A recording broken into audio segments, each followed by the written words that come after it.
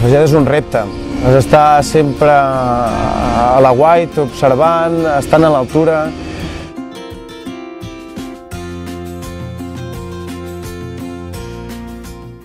Jo faig de monitor. Monitor és el rol de monitor fa com de pont entre la part productiva de la fàbrica i la part assistencial. Nosaltres ens encarreguem fins de torns, de vacances, d'organitzar una mica les tasques que hi ha dintre de la feina. També, si algun dia algun usuari té algun problema, hem d'estar-hi allà, com si es fa una lesió, com si té un mal dia i li està costant treballar, fer una mica d'acompanyament, de suport, i sempre tenint en compte també el ritme que ens exigeix en aquell dia fer tants palets o fer... I hem d'estar combinant això sense que la producció es mengi la part més assistencial i que la part assistencial també deixi poder arribar a fer els reptes d'aquell dia dintre la fàbrica.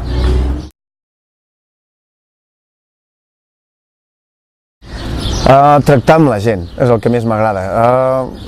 Poder resoldre els conflictes tots junts, veure que som capaços de poder treballar amb una exigència alta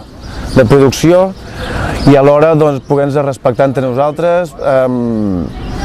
poder ajudar amb tot, sempre parlant, aprenent, sempre a vegades surten temes que no tenen res a veure amb la feina però que també ens ajuden a créixer tots.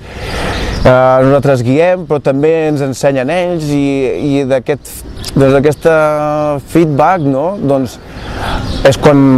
dona molt de sentit al projecte de la Fageda. Ser capaços de produir X iogurts per vendre,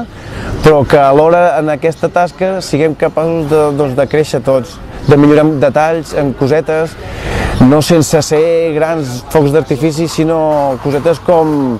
ser puntuals en els descansos, ser puntuals a l'hora de començar la feina,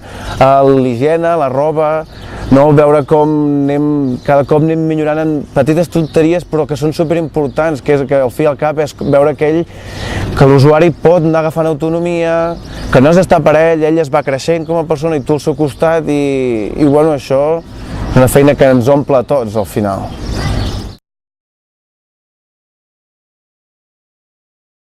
D'anècdotes en tenim moltíssimes, jo em quedo amb la de la meva entrada aquí a la Fageda perquè des que jo vaig entrar, que no sabia ni on havia d'anar a fer l'entrevista i va ser un usuari mateix, en Jordi Espona, que va començar a saludar i em va dir vine, i el vaig anar seguint i em va portar a això, als problemes que van tenir els usuaris i tota la gent del meu entorn aquí dintre la fàbrica a dir-me bé el nom. Em deien Coral, em deien Aural, Abdal, pensaven que era marroquí, al final un dia l'Enrique va baixar, que ell em coneixia de fora i a fora en l'ambient del bàsquet, que també havia estat molt, em deien Audi i quan vam veure que em deien Audi, alivio total, tots hi vam canviar el nom i va estar, és una anècdota que a mi em va anar bé perquè al final ja sabia qui em cridava i a qui cridava.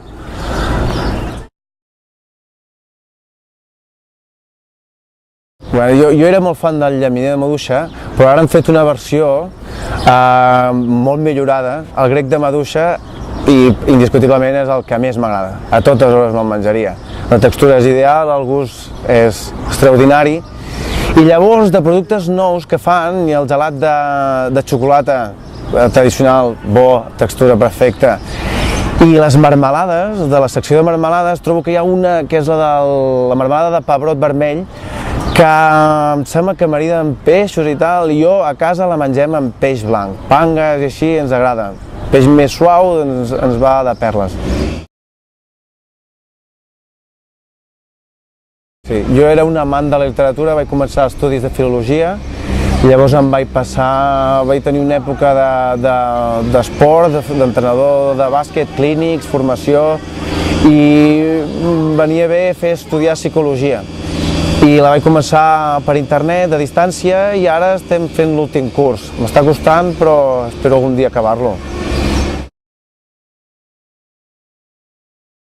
La Fageda és un repte. Has d'estar sempre a l'aguait, observant, estant a l'altura.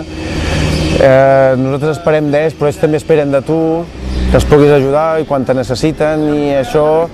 fa que tinguis aquest punt autocrític perquè no pots acomodar, vull dir, és un dia a dia de fàbrica, de producció, frenètic, però sempre has de tenir els peus a terra i saber quina és la nostra funció. Produïm però assistim. I aquests dos factors combinats són complicats i has d'estar sempre